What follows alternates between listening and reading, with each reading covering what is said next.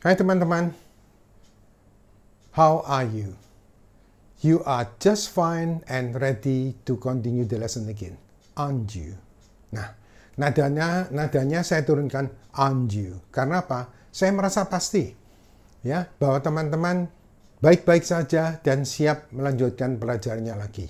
Tapi kalau nada saya naikkan, you are just fine and ready to continue the lesson again, aren't you? Nah, kalau nadanya naik, berarti saya ragu-ragu. Saya nggak tahu teman-teman ini siap nggak. Nah, itulah pokok bahasan yang kita pelajari pada video ke-15 yang lalu, di mana kita bicara tentang intonasi, naik turunnya nada pada question tag, dan juga pada bentuk bertanya dengan menggunakan kata tanya, atau tanpa kata tanya.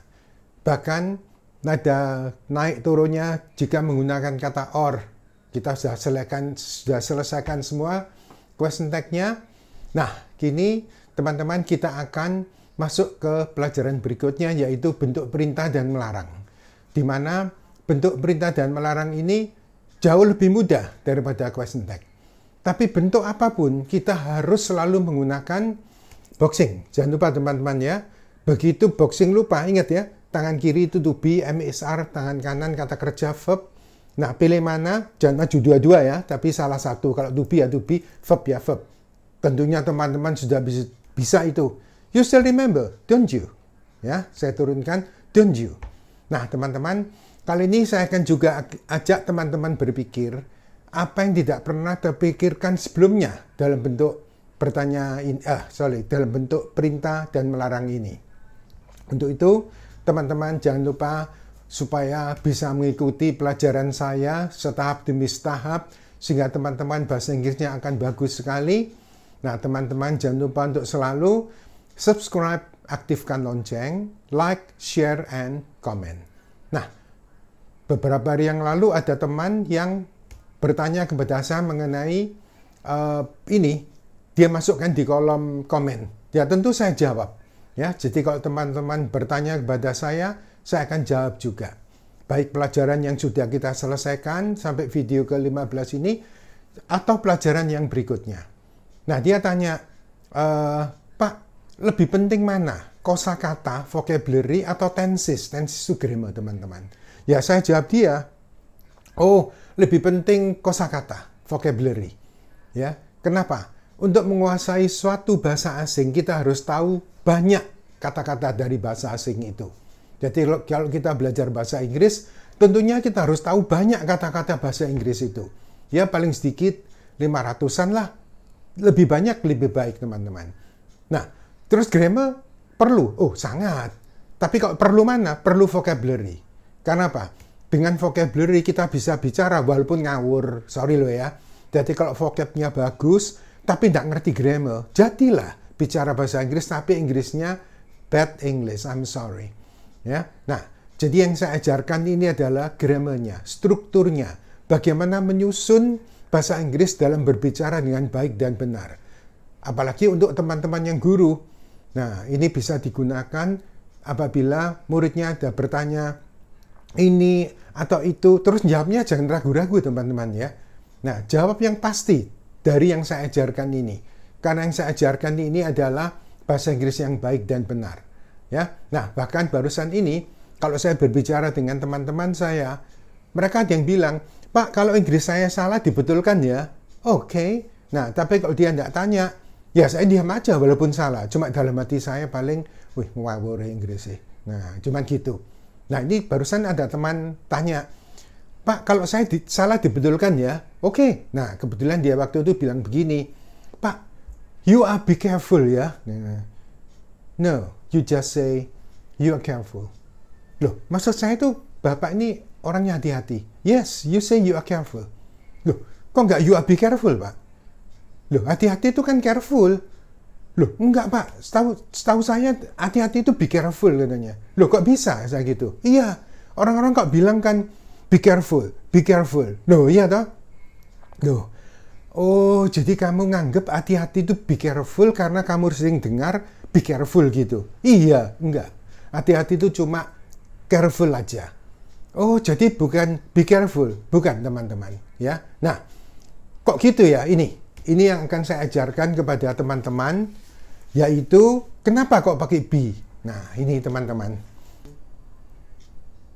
Oke. Nah, teman-teman, yang tadi itu ada orang menganggap bahwa hati-hati itu be careful. Bukan, teman-teman. Hati-hati tetap careful. Nah, kenapa kok be careful ini? Kita akan pelajari di bentuk perintah dan melarang. Ya, ingat. Bentuk apapun dalam bahasa Inggris, selalu ingat boxing. Tadi sudah saya utarakan, yaitu tangan kiri to be, am is are, was were, dan lain-lain. Tangan kanan to verb, kata kerja. Ya, jadi pilih salah satu. Jangan maju dua-dua, pasti salah. Ya, itu sudah bisa, teman-teman. You still remember boxing, don't you? Oke? Nah, ini. Nah, bentuk perintah ini kita dibagi dua. Jadi perintah kalau ada verbnya, dengan perintah tidak pakai verb. Loh, perintah itu ada yang tidak pakai verb ya? Ada, teman-teman. Banyak. Ya. Nah, ini. Perintah dengan verb itu kita boleh tambahkan kata please dulu. Please itu silahkan. Atau tolong. Ya. Tolong berikan ini. Tolong katakan pada saya yang sejujurnya. Tolong. Lah, tolong jangan help. Jangan. Ya, tapi please. Please ini hanya sebagai bentuk penghalus. Bentuk sopan. Dipakai boleh, nggak dipakai pun nggak apa-apa. Kalau nggak pakai please berarti kasar, nggak juga. Ya, kalau please itu lebih halus gitu. Kan silakan. Ya, please sit down. Dengan sit down sama. Ya, kalau pakai please lebih sopan gitu. Nah, kalau kita perintah pakai verb ke satu, teman-teman. Ya, nah verb satu jangan lupa tidak pernah ditambah s atau es. Oh, kita tidak pernah bilang please comes in. Ayo, pernah bilang please comes in. Please sits down. Ya, please helps me. Pakai s? Tidak pernah. Kenapa tidak pernah pakai s? Loh, ya karena memang gitu. No, bukan karena memang gitu, teman-teman. Ya. Nah, oh gitu ya. Ini yang saya mengajak teman-teman berpikir apa yang tidak pernah dipikirkan sebelumnya. Jadi kalau pakai perintah itu tidak pernah ditambah s. Kenapa? Karena subjeknya selalu you. Tapi tidak diucapkan sebab dianggap sudah dimengerti. Ya, jadi perintah itu pasti orang pertama ke orang kedua you, ya. Misalkan please come in, pasti saya tujukan kepada you. Tidak mungkin please come in, siapa yang come in? Orang itu. Tidak mungkin, ya toh. Please sit down. Nah, siapa yang sit down? Ya you. Nggak mungkin please sit down. Siapa yang sit down? Orang itu. Tidak mungkin, ya. Nah, cuma apa? You itu tidak perlu diucapkan, tidak perlu. Mestinya gini, teman-teman. Please you come in. Please you sit down. Please you help me. Nah, cuma you tidak perlu. Ya you kan gak enak, ya. Nah, jadi you-nya dianggap sudah dimengerti, makanya dibuang. Jadi perintah itu selalu verb satu, tidak pernah pakai s, ya. Jadi kalau teman-teman pernah berpikir, iya kok tidak pakai s, kenapa ya? Nah, ini alasannya. Subjeknya selalu you, pasti. Ya, tapi tidak diucapkan karena dianggap sudah dimengerti. Nah, kita beri contoh ini. Tolong berikan surat ini kepada ayahmu sekarang. Ya, nah, kita bilang, please, boleh dipakai, boleh enggak. Give this letter to your father now. Ya, nah, give-nya tidak pernah pakai s, ya. Tahu subjeknya pasti you, ya. Nah, ini kalau perintahnya sekarang tidak ada verb-nya.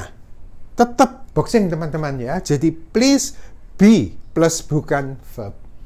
Oh, jadi tidak boleh tiba-tiba please careful. Jangan, harus pakai be dulu, ya. Nah, yang tadi itu be careful. Kenapa pakai be? Loh, karena kita pakai yang bukan kata kerja. Careful kan? Tidak boleh. Careful. Tidak boleh. Harus be careful. Kenapa pakai be? Karena bukan verb. Ya. Nah, ini contoh. Tolong bersabarlah. Mereka akan pasti datang. Nah, tolong bersabarlah. Please be patient. Oh, jadi nggak be careful terus ya? Enggak. Kalau bersabarlah ya please be patient. Baik-baiklah, be good on the way. Oh, gitu ya. Be honest to me. Ya, jujurlah kepada saya. Nggak boleh honest. Nggak boleh ya. Be. Kenapa pakai be? Sudah tahu, bukan verb. Ya, nah ini. Jadi, please be patient. They will surely come.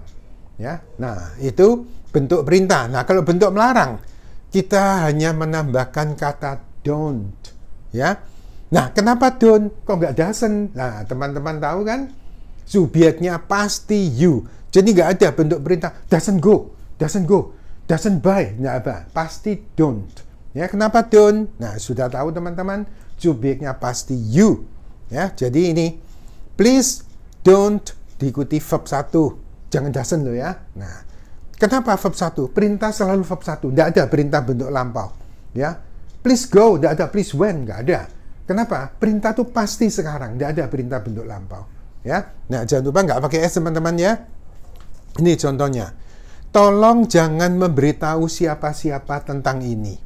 Ya, please don't tell anyone about this. Pakai please boleh, please dibuang juga boleh. Itu kalau verb. Nah, kalau bukan verb, tetap pakai don't. Ya, terus karena bukan verb harus pakai be dulu. Ya, jadi please don't be plus no verb. Nah, ini contohnya. Tolong jangan marah kepada anak-anak itu. Marah kan bukan verb kan? Nah, maka kita bilang, please don't be angry with the children. Oh, harus pakai be ya? Kan saya tadi bilang, bentuk apapun dalam bahasa Inggris, setiap kalimat yang kita ucapkan dalam bahasa Inggris harus menggunakan boxing. Ya, kalau kita tidak menggunakan boxing, Inggrisnya dijamin pasti salah. Atau orang bilang Inggrisnya ngawur. Ya, please don't be go. Nggak ada go pakai be itu. Please don't go. Ya, tapi kalau please don't be sad, jangan bersedih hati. Ya, nggak boleh please don't sad, nggak ada, pakai be dulu. Nah, ternyata bentuk perintah dan melarang juga pakai boxing selalu teman-teman. Makanya teman-teman, kalau boxingnya ini sudah mendarah daging, ya, dijamin Inggrisnya tidak mungkin salah. Nanti kalau saya teruskan pelajarannya kepada bentuk yang berikutnya, teman-teman tidak akan kok tambah sulit ya, tidak ada. Selama boxingnya teman-teman salah, ya, percaya saya, Inggrisnya pasti bagus dan tidak mungkin salah. Sorry, walaupun teman-teman belajar dimanapun, baik di Amerika, di Inggris, dimanapun, tidak pakai boxing, Inggrisnya hancur. Ya, walaupun ini buatan Indonesia, tapi tidak mungkin salah. Ya, nah, teman-teman, cukupkan sampai di sini. Nah, teman-teman tentu ilmunya sudah bertambah lagi setelah question tag. Sekarang perintah dan melarang juga mengerti. Nah, pelajaran apa berikutnya? Sudah saya siapkan.